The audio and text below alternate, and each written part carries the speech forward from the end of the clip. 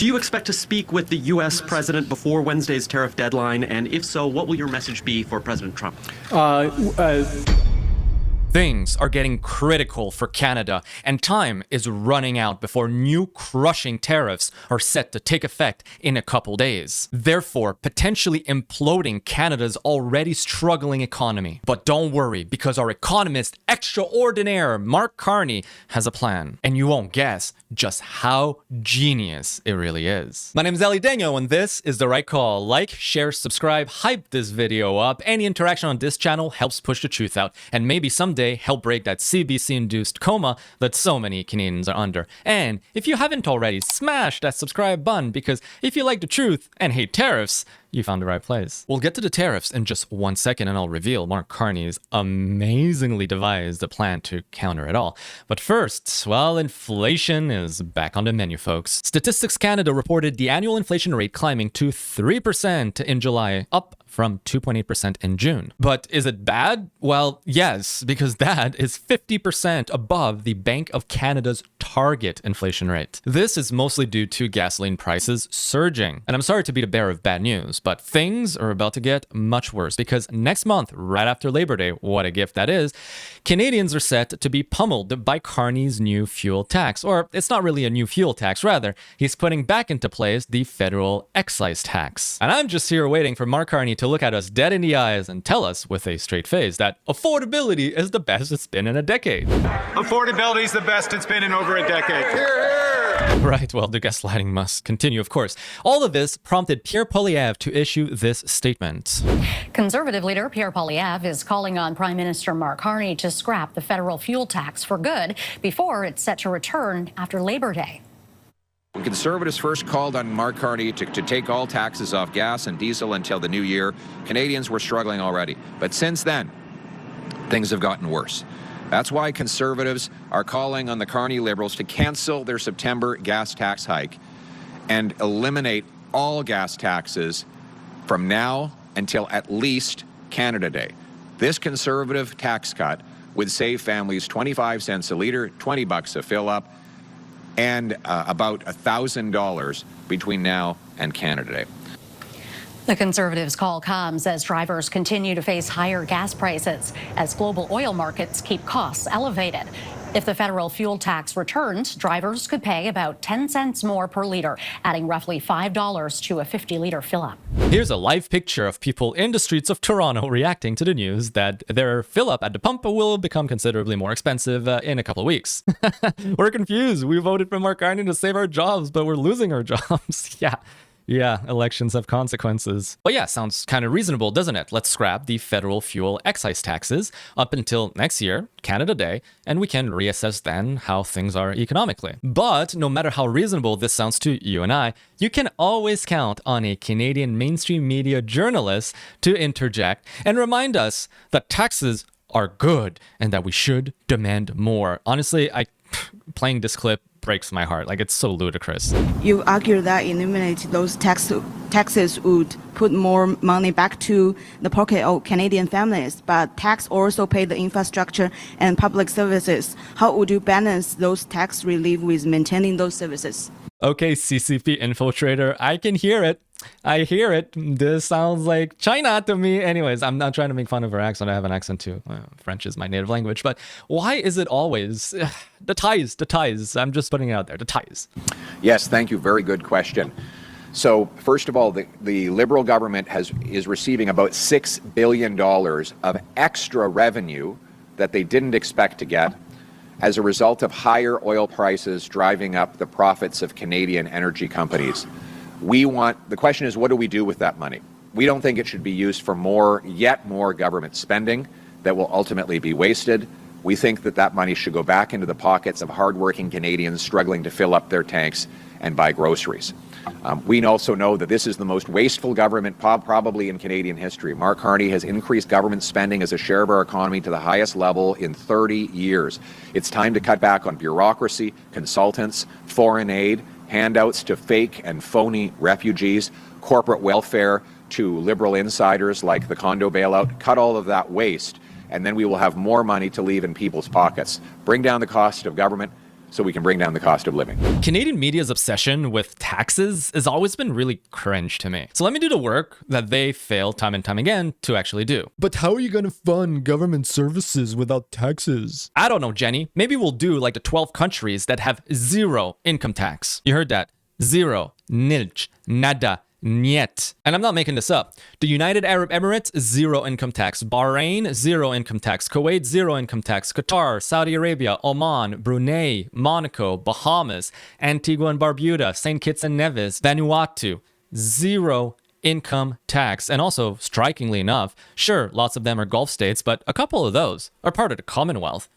They're all derived from the crown, as we are, and they managed to do it. So why can't we? These jurisdictions also offer services, roads, hospitals, police stations, you name it. They set up their country to actually exploit their natural resources and then use those proceeds to fund the government, effectively acting like a corporation with the citizens as shareholders who receive dividends in the form of government service and government funding. How wonderful of a concept is it? But fair, we don't want the government to take up the role of the private sector, which is a valid point. So then maybe work on streamlining the government apparatus and increasing efficiency? Why is that never discussed, like ever? A good place to start would be to ensure that the economic and regulatory environment is conducive to private sector growth. Then and only then, maybe not having 20% of your labor force being employed by the government would become a feasible reality. And keep in mind, for every one government worker,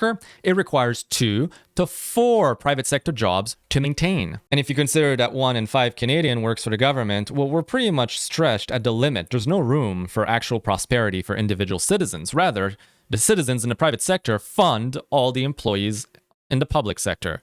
That's it. That's where our growth is going, aka lack thereof. But no, instead of increasing efficiency, we do the complete opposite. And we are now stuck in this economic feedback loop of death. So pinched and so mediocre that we can't even afford to relieve the population of a 10 cents per liter fuel tax. But it gets worse when you realize that fuel prices affect everything in life. See, right now, Canada is undergoing one of the longest streak of grocery inflation above headline inflation, aka food prices are increasing faster than all the other goods in the economy. Our current streak is the 7th longest in the last 50 years. It's been 18 months of continuous food inflation above baseline inflation. But question for you, do you remember when Mark Carney looked at us and said that Canadians should judge him based on the price of food that they pay at the grocery store?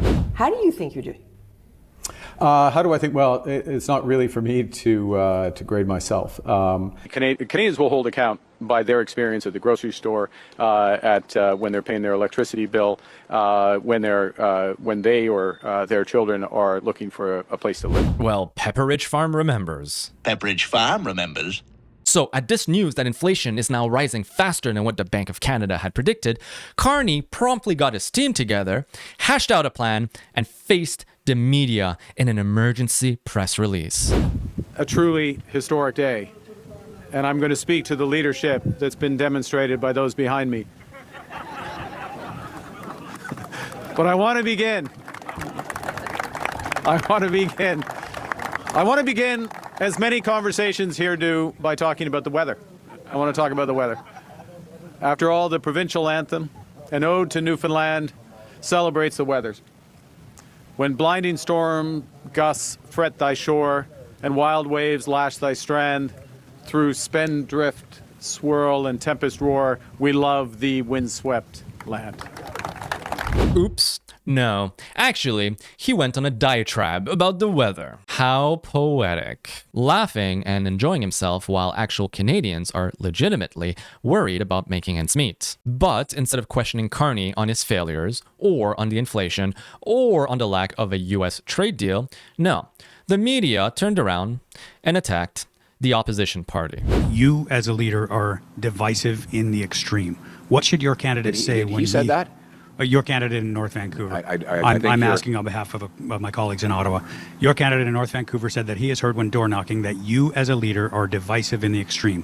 What should your candidate say when he hears something like that? Well, first of all, this is again the Liberals misrepresenting what my candidate actually said. What he actually said is that he strongly supports me becoming the next Prime Minister of Canada, and that he wants to fight alongside me to make the community and the country affordable, safe, and strong again. So I regret that the Liberals have misrepresented what he said, and that the global news has reproduced that misrepresentation. Like, what? So if the media won't hold this government accountable, I will. What are you learning?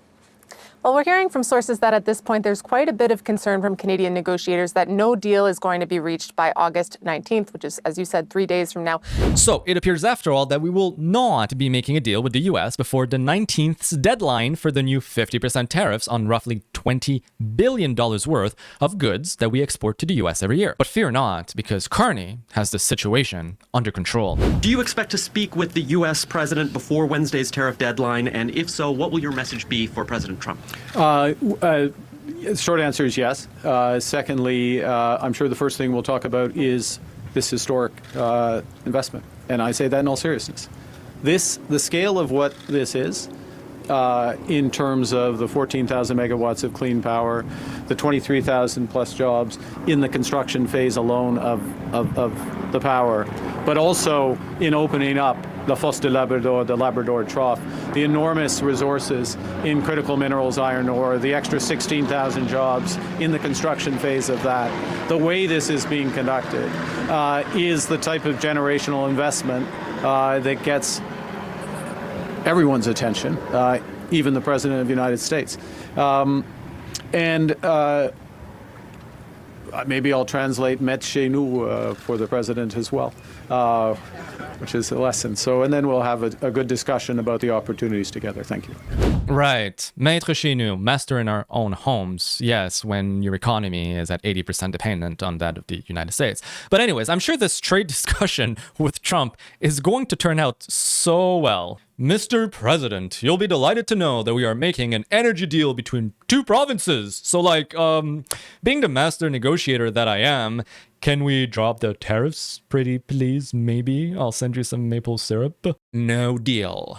But this is where we see just how tiny of a fish we are compared to the US and how little leverage we truly hold. Which really makes this whole let's fight the US eye for an eye, tariff for a tariff, elbows up strategy just so ridiculous. Those 50% tariffs on our $20 billion worth of exports represents 5% of the total Canadian export to the US. For us, it actually represents roughly 1% of our entire GDP. Yes, our entire economy. But for the US, it's 0.065%, or 15 times smaller. It's peanuts for them. So actually, a better way to look at it is that these tariffs will hurt Canada's economy 15 times more than it will the US's. So yeah, let's keep those elbows way up because I'm sure we'll totally outlast the US.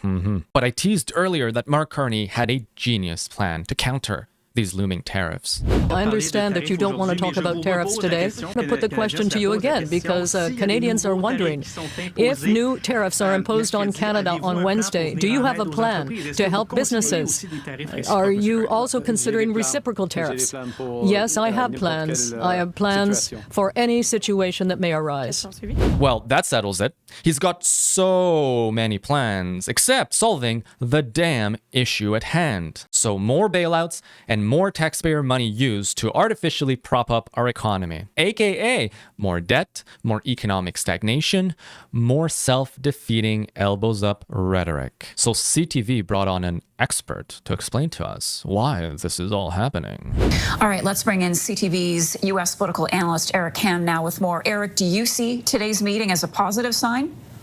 Well, anytime the two sides are meeting, it's always positive and moving in the right direction. However, we cannot look at these talks, these negotiations in a vacuum, because we know this all comes down to what Donald Trump is thinking, what Donald Trump is feeling at that moment, at that time.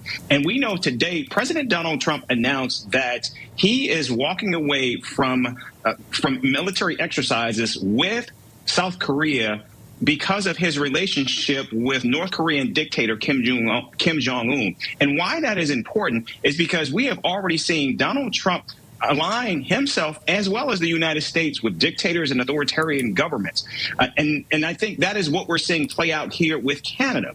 the president has made clear his disdain for America's northern neighbor, and that has certainly spilled over into the relationship. In addition, that... Is it the president that has a disdain for Canada, or is it the media that makes it seem all the time that there is a disdain for Canada? And by the way, I don't think Trump has disdain for Canadians, but I think he is tired of dealing with flip-flop Carney and Trudeau and the Liberal government. Yes, I do think he's fed up with that, but I don't think he has disdain for Canadians. No, that's, again, just such a weird comment to make. Comment that was just made by Trudeau's former advisor. President Donald Trump does, in fact, like his tariffs. And we know that they're certainly going to be in play. I think the question is, will it be 50% or will it be a number much lower that perhaps Canada can actually walk away with a win with? And so I think that is what we're seeing play out right now. The president and his affinity for tariffs, but more importantly, his disdain for democracies and his love for authoritarian. Some Republicans are speaking out in favor of getting a deal with Canada. Does that have any influence on the White House, Eric? Not at all. And one of the reasons why it does not, at least right now, is because we know Congress is away for its months-long recess. There's nothing that they can do. And President Donald Trump recognizes, given the fact that we just saw the contentious fight over his pick for the next attorney general, where you had some Republicans say that they could not support it, only eventually to cave. President Donald Trump recognizes that as long as he still has control of Congress, that Republicans will always do his bidding. And while there has certainly been moves in the past where we have seen resolutions announce their discomfort with President Trump's tariffs specifically on Canada, it still is unclear that Republicans are ready to actually move away from this president in any real tangible numbers right now. And so... Man, I should be the U.S. political analyst sent by CTV to Washington. Why do I feel like I could do a better job than him? Because, okay, so Mark Carney was so deeply concerned about the looming tariffs that he had no choice but to jet off to Italy for a well-deserved vacation, because nothing says urgent trade crisis like sipping espressos under the Tuscan sun. And maybe a little Aperol Spritz here and there between walks in the vineyards. But good job, Eric boy. Great contribution as a U.S. expert political analyst or whatever, you know, blaming Trump for his dictator fetish, or, you know, it's the Republican spinelessness that is the reason why. What a bold strategy. When the Canadian contribution so far in this entire thing has been, well, typical Carney. Endless consultations, reviews, constructive dialogue, and that's a word they really love, and a, well, strategic Italian getaway, of course. So, Eric, good job. Keep covering for the delays. I'm sure the base will eat it all up. This is a paid advertisement for Rumble Wallet. They're sponsoring this portion of the show. What if your bank flat out told you no to your own money? Delayed transfers, frozen accounts, unexpected limits. It happens more than you think. That's exactly why crypto exists. It gives you control over your money, not partial control, but actual ownership. But most people never tried because it feels complicated. And I would know. I've been using crypto since 2014. I'm one of the early adopters, and I had to teach plenty of my friends and family how to use it, and there's always that little worry. That's where Rumble Wallet comes in. Yes, it's a wallet where you can store your crypto, but it does a lot more than just that. You can buy crypto in minutes, send it wherever you want, or cash out at any time. No waiting around wondering when your money will clear. And that's something I've also dealt with, doing transfers, wires, you name it. It's never pleasant. It connects with MoonPay so that you can use your debit card, your credit card, or your bank account to get started fast. Inside the wallet, you can choose what you want. Bitcoin, dollar-backed stablecoin, or even better, digital gold backed by real gold. For a limited time, you can start your wallet with $10 in US stablecoin so that you can tip Rumble creators like myself by entering my personal promo code RightCall10 when you sign up right now. So scan the QR code or use the link in my description, download the Rumble wallet, and try it for yourself. And don't forget to use the code RightCall10 and claim your $10 in US backed stablecoin so that you can start tipping Rumble creators. For some of you, it might be the first crypto you ever own, and it's free. Once you use it, you'll finally see the difference between accessing your money and actually owning it. Restrictions apply. There is a limited number of entries available. Terms and conditions also apply, so see the description below or visit rumble.com/promo-official-rules for details. Warning, viewer discretion is advised, and I am preemptively apologizing for doing this to you. How to get used to color me, baby.